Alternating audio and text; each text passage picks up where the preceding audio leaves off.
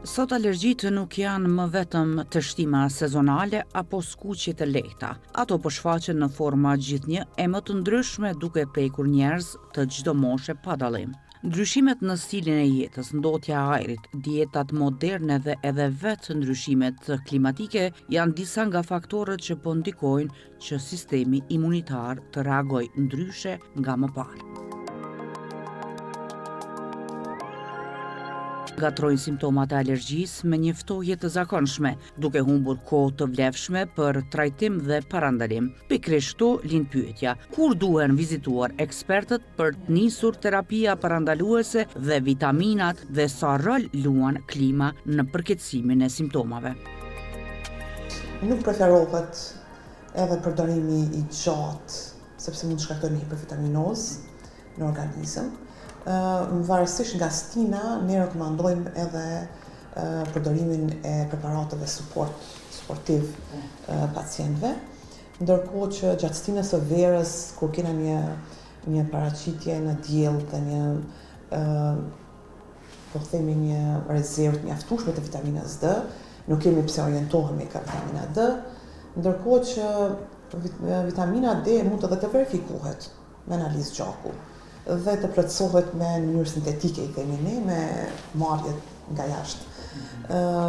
Ndërkohë që përparimin e smundjeve, mungesa vitaminave po që i bën i ndërton një rrugë, domethënë ja bën një fush veprim të alergjenit nga jashtë. Prandaj ne supozojmë që gjatë së verës jemi më të ekspozuar dhe jemi më afër vitaminave. Ndërkohë që gjatë stinës së dimrit dhe gjatë stinës së vjeshtës jena më të nevojshëm për përdorim të vitaminave. Në diskutimin për alergjitë nuk mund të anashkalohet edhe roli i rrezeve të diellit dhe i vitaminës D, dy faktorë që shpesh lidhen mes tyre. Ekspozimi i moderuar në diell ndihmon trupin të prodhojë vitaminën D, e cila ka një rol të rëndësishëm në rregullimin e sistemit imunitar. Studimet tregojnë se nivelet e ulta të kësaj vitamine mund të lidhen me rritjen e ndjeshmërisë ndaj alergjive respiratore, dermatitit atopik dhe madje edhe astmës, duke bërë organizmin më reaktiv ndaj faktorëve të jashtëm.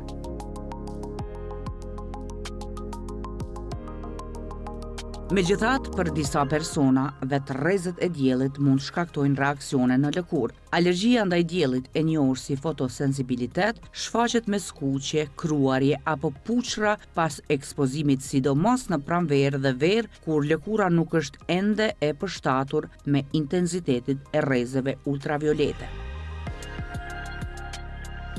Problemet tek vitamina D dhe tek rrezet e diellit, tek rëndësia e rrezeve të diellit. Doktorish, a ka alergji në rrezet e diellit? Po. Alergji në rrezet e diellit ka dhe paraqitet me skuqje në tërë trupin. Ndërkohë që pacienti e vron mendjen mos rastisht është i goditur nga dielli dhe mos është rrezitur shumë. Kur fillon orët e mbrëmjes dhe orët e pasdites, fillon edhe kruajtja e lëkurës, edhe që është faktor, edhe që është simptom që neve na jep të dhëna që flitet për një alergji dhe jo një rrezitje të tepruar. Këta pacient duhet përgatiten mirë me faktor mbrojtës 50 para se dalin në rrezet e diellit. Pastaj në mbrëmje duhet të marrin edhe krem antihistaminike për të qetësuar lëkurën. Nëse është në fazë të përparuar, atëherë gjithsesi edhe forma tabletare me ilaçe duhet të përsillet, por që varësisht nga pesha e alergjisë. Në shumë raste, alergjitë respiratore janë hapi i parë drejt problemeve më serioze si astma, sidomos tek moshat e reja. Kollitja e vazhdueshme, fishkëllima në frymarrje apo ndjenja e shtrëngimit në krahëror janë shenja që nuk duhet neglizhuar. Edhe pse kontrolli i stilit të jetës dhe shmangja e alergjive ndihmojnë, astma shpesh kërkon menaxhim të kujdesshëm mjekësor, sidomos në një kohë kur ndotja e ajrit po bëhet faktor gjithnjë e më i rëndësishëm për shëndetin respirator. Zakonisht moshat e reja, fëmijët, vinë me simptome respiratore, po them me një laringjit, me një faringjit, me një konjunktivit, më thonë, këtë kjo pjesa e organeve të sipërme të frymarrjes. Ndërkohë që paraqitja e simptomës së kollës është ajo që neve na tërheq vëmendjen që kjo smundje ka përparuar edhe në kotet e poshtme të frymarrjes, në mushkëri. Dhe nëse ne smundjen e gjejmë në atë stad të dekursit klinik, me të vërtetë është një hap më i vështirë si për ne, si për palën ose pacientin ose prindrit e fëmijës. Është një përpjekje më e madhe e dyfish po themi, sepse gjetja e një alergjini, gjetja e shkaktarit është primare. Dhe nëse ne fillojmë evitimin nga ai shkaktar, po themi me mundësitë tona që kemi, atëherë duhet të fillojmë gradualisht, do të thonë, evitimi i shkaktarit edhe trajtimi. Trajtimi është më i gjatë, është më i vështirë, janë kontrolla më të shpeshta deri në një përmirësim të gjendjes, sepse fëmijëve neve gjithsesi është një kohë ose një grup moshë që vështirë komunikohet edhe vështirë, por se dallohet me teste klinike, me teste laboratorike dhe teste klinike, mund të vendoset një diagnozë e mirëfillt e saktë për astmën alergjike, por që duhet të trajtohet. Pastaj me avancimin dhe gradualisht me rritjen e imunitetit dhe në vazhdimin e jetës më tutje, sidomos në moshat më të mëdha, edhe ai dekurs qetësohet. Nuk është se do të vazhdoj tani gjithë jetën, por është një shqetësim madje jo vetëm familjar, por edhe shqetësim shtetëror, atakimi i astmës edhe thjesht është një bringë edhe shtetërore pastaj.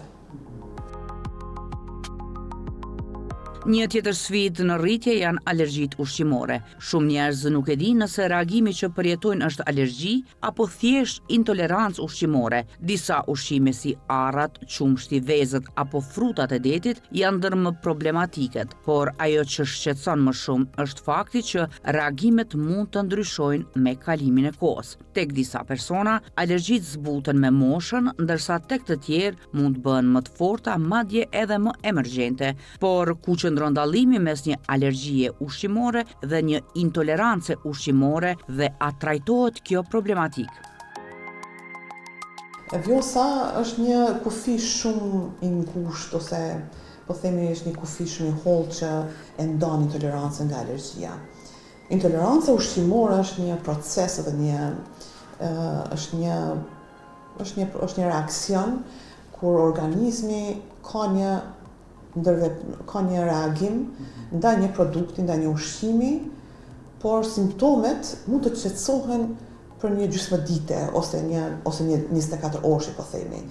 Është një dhimbje barku, është një diare, është një vjellje, por që evitimi dhe shkarkimi, po themi, nga ky alergjen ose nga ky produkt, ushqim, trupi merr veten. Ndërkohë që alergjia në ushqim është një proces ose një reaksion enorm i sistemit imunitar të organizmit, sa që mund të kërcënojë edhe jetën.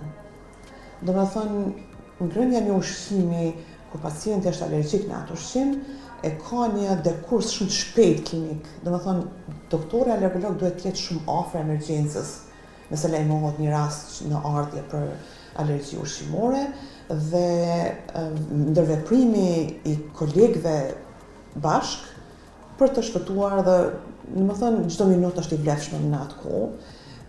Është një reaksion shumë i shpejtë, i vrullshëm dhe kërcënues po ashtu, por që domethënë që ne e quajmë anafilaksi në gjuhën mjekësore, të nesërmen pacienti mund edhe të lirohet nga spitali, por që orët janë shumë të rënda. Po trajtohet me terapi, është një protokoll botëror edhe që ne po ashtu e ndjekim, antihistaminikët, pastaj kortikosteroidët, deri në përmirësim gradualisht të simptomeve nga një. Domethënë oksigjenoterapi, domethënë thjesht është një protokoll që duhet ta ndjekim të gjithë. Dhe për disa orë kemi qetësim pothuaj të tërë situatës, por që simptomet shkojnë shumë vrullshëm. Dhe nëse po e zejmë një pacient mund të jetë edhe në shumë kilometra larg një institucioni shëndetësor, mund të themi që është edhe rrezikshme. Prandaj rekomandojmë gjithmonë që nëse kemi dyshime në një ushqim, nëse kemi për shembull grithje ose kruajtje pas ngrënies së disa ushqimeve që kanë tendencë me shkaktuar alergji, pacienti mund testohet. Të testohen se në gradë të alergjisë është, por që nëse evidentohet me një ushqim që ka alergji, ne rekomandojmë gjithsesi ta evitojmë menys, sepse kemi shumë produkte tjera që mund t'i konsumojmë dhe vazhdojmë jetën. Por që evitimi duhet jetë i domosdoshëm, sepse nuk dihet se në cilën grad mund të arrijë herën tjetër efekti i atij ushqimi.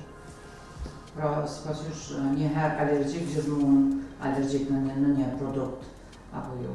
Po, evidentimi i një produkti që shkakton alergji te një individ, ai quhet alergjik në atë produkt dhe duhet të evitohet jo vetëm i freskët, por edhe përmbajtja e tij në produkte tjera, po arroret që janë përpërs në ëmbëlsira.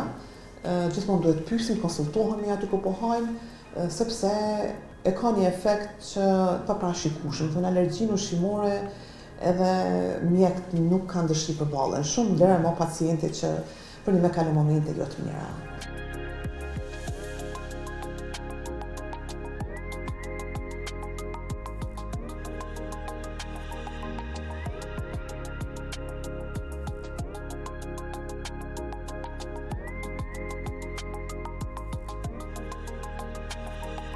Edhe lëkura shpesh është pasqyra e parë e një reaksioni alergjik. Dermatiti alergjik, reagimet nga kozmetika apo skuqjet e papritura tregojnë se sa e ndjeshme është barriera jonë mbrojtëse.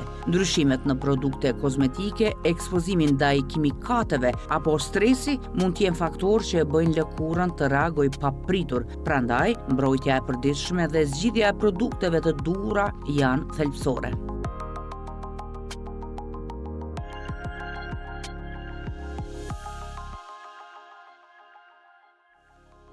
Po, duke qenë se produktet kozmetike kanë përmbajtje bimore, aty ne kemi një bazë të mjaftueshme që të gjendet me një paraqitje të skuqjes, ruajtjes lëkurës dhe që quhet dermatit kontakti, dhe por që evidentimi një kreme brenda pak orëve që ose një ngjyre që kemi përdor ka një veprim brenda orëve.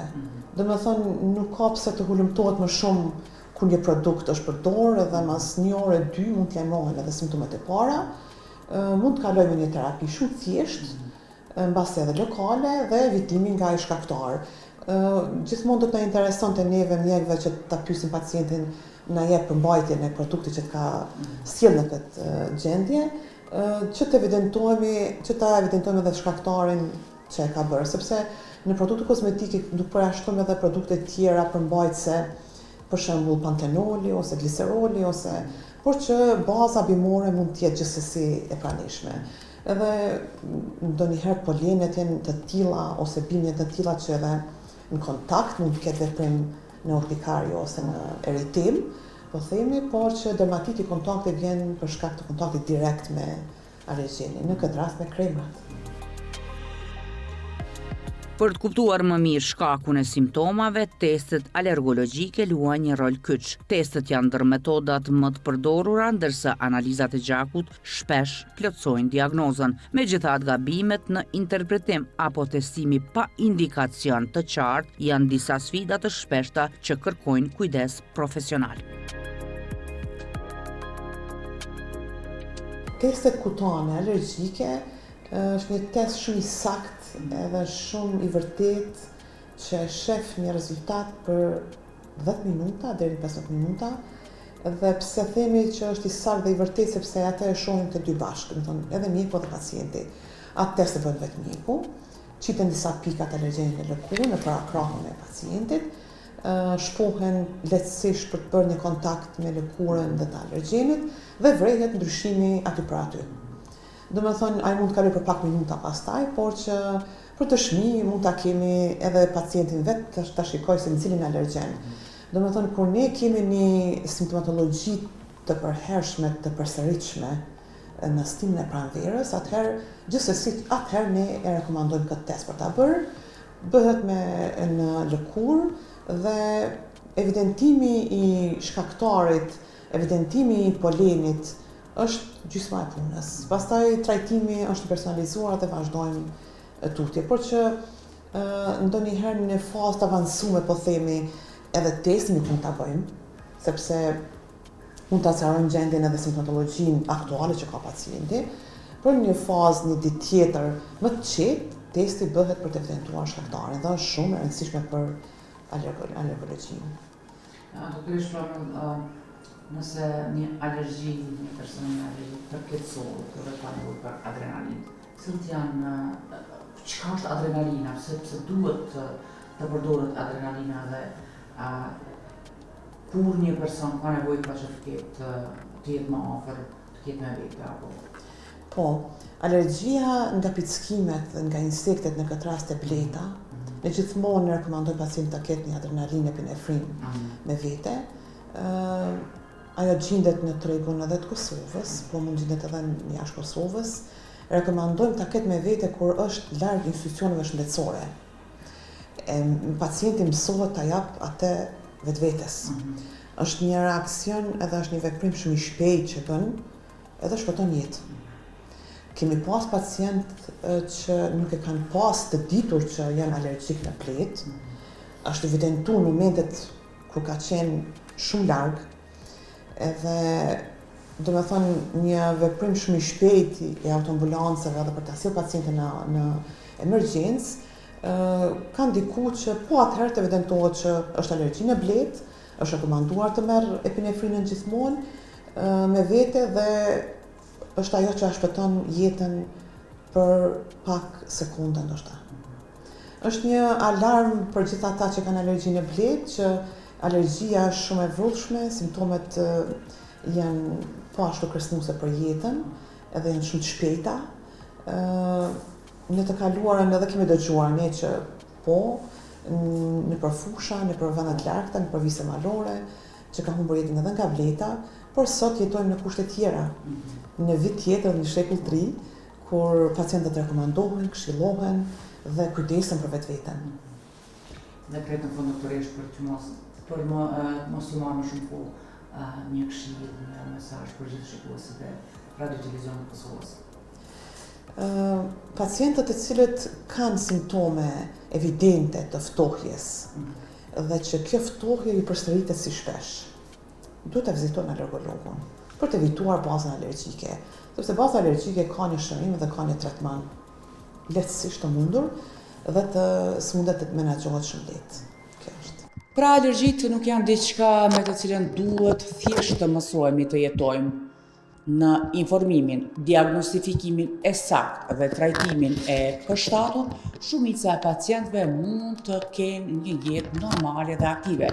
Kujdesi në kohën dhe bashkëpunimi me mjekun bëjnë diferencën mes një shqetësimi të vazhdueshëm dhe një zgjidhjeje të suksesshme.